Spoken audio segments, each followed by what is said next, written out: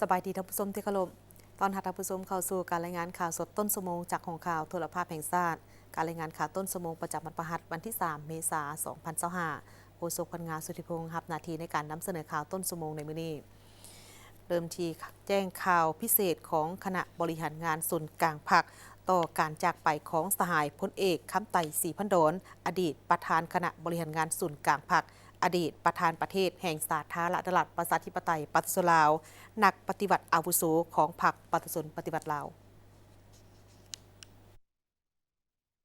คณะบริหารงานศูนย์กลางพรรคสภาแห่งชาติรัฐบาลแห่งสาธารณรัฐประชาธิปไตยประชาชนลาวศูนย์กลางแนวลาวสร้างชาติและครอบครัวศรีพันดรขอแจ้งข่าวเศร้าสลดใจอันสุดซึ้งมายังพี่น้องร่วมชาติพนักงานสมาชิกพรรคกำลังป้องกันชาติป้องกันความสงบในทั่วประเทศและเพื่อนมิตรที่อยู่ใกล้และไกลทราบอย่างทั่วถึงกันว่า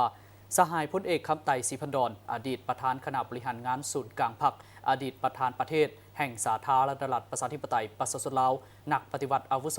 ของพรรคประชาชนปฏิวัติลาวได้ถึงแก่มรณกรรมในเวลา 10:30 นาทีของวันที่ 2 เมษายน 2025ด้วยโรคชรารวมอายุได้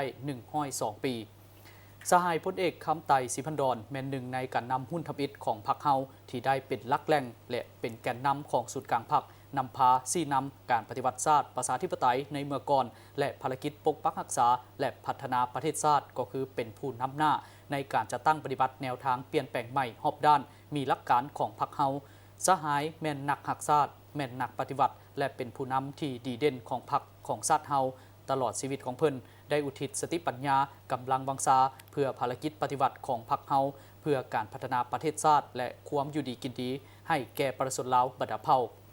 การจากไปโดยบ่มีวันจะกลับขึ้นมาของสหายพลเอกคำไต่ศรีพันดรเป็นการสูญเสียอันใหญ่หลวงที่สุดสำหรับพรรครัฐและประชาชนลาวบัดเผาในเวลาแห่งความโศกเศร้าเสียใจและความอาลัยอาวรณ์อย่างสุดซึ้งนี้ทั่วพรรคทั่วรัฐทั่วกำลังประกอบอาวุธพนักงานสมาชิกพรรคและทั่วปวงชนลาวทั้งชาติจงหันความเศร้าสลดใจและความอาลัยหักต่อสหายพลเอกคำไต่ศรีพันดรให้กลายเป็นการกระทำตัวจริงสามัคคีการเป็นปึกแผ่นแน่นหนาอ้อมข้างคณะบริหารงานศูนย์กลางพรรคเสริมขยายมูลเสื้ออันสง่าองอาจของชาติและของพรรคเด็ดเดี่ยวเหนียวแน่นผ่านขยายแนวทางเปลี่ยนแปลงใหม่ของพรรคสู่ล้วงลึกสืบต่อบูรณะระบอบประชาธิปไตยประชาชนก้าวขึ้นตามจุดหมายสังคมนิยมเพื่อแสดงความหู้บุญคุณอันลึกซึ้งและความอาลัยหักอย่างสุดซึ้งถึงสหายพลเอกคำไต่ศรีพันดรคณะบริหารงานศูนย์กลางพรรคสภาแห่งชาติรัฐบาลแห่งสาธารณรัฐประชาธิปไตยประชาชนลาวและศูนย์กลางแนวลาวสร้างชาติตกลงไว้ทุกระดับชาติเป็นเวลา 5 วันโดยเริ่มแต่วันที่ 3 ถึงวันที่ 7 เมษายน 2025ที่หอประชุมแห่งชาติ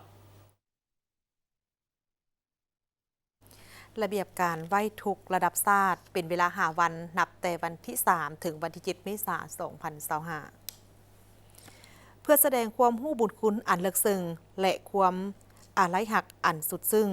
ถึงสหายพลเอกคำไต่ศรีพันดรอดีตประธานคณะบริหารงานศูนย์กลางพรรคอดีตประธานประเทศแห่งสาธารณรัฐประชาธิปไตยประชาชนลาวคณะรับผิดชอบพิธีชาปนกิจศพระดับชาติออกระเบียบการไหว้ทุกดังนี้ให้จัดตั้งพิธีไหว้ทุกทั่วประเทศเป็นเวลา5 วันนับแต่วันที่ 3 เมษายน 2025ถึงวันที่ 7 เมษายน 2025ตลอดระยะเวลาไหว้ทุกให้งดทุกกิจกรรมเกี่ยวกับการจัดงานเลี้ยงงานแข่งขันกีฬาศิลปะและงานบันเทิงทุกประเภทให้องค์การต่างๆของพรรครัฐองค์การจัดตั้งมหาชนและองค์การปกครองแต่ละขั้นสำนักงานผู้ต่างหน้าแห่งสาธารณรัฐประชาธิปไตยประชาชนลาวประจำอยู่ต่างประเทศเอาธงชาติและธงพรรคลงเครื่องเสานับแต่วันที่ 3 เมษายน 2025ถึงวันที่ 7 เมษายน 2025ให้สำนักงานผู้ต่างหน้าแห่งสาธารณรัฐประชาธิปไตยประชาชนลาวประจำอยู่ต่างประเทศกะเกี่ยมสถานที่จัดตั้งไว้อาลัยเปิดปึ้มไว้อาลัยอยู่สำนักงานของตนอยู่นครหลวงวิงจันทน์จะได้จัดตั้งการเข้าคำนับศพเป็นเวลา 4 วันเริ่มแต่วันที่ 3 เมษายน 2025ถึงวันที่ 6 เมษายน 2025ในตอนเช้าเริ่มแต่เวลา 8:30 นาทีไปจนถึงเวลา 12 โมง ตอนบ่ายเริ่มแต่เวลา 14 โมงถึงเวลา 17 โมงบรรดากระทรวง องค์การขันศูนย์กลาง และนครหลวงวิจันทร์บรรดาแขวง องค์การจัดตั้งสังคม หัวหน่วยหากฐานตลอดถึงพี่น้องประชาชนญาติมิตรที่อยู่ใกล้และไกลจงจัดตั้งคณะเข้าคำนับศพตามวันเวลาที่กำหนดไว้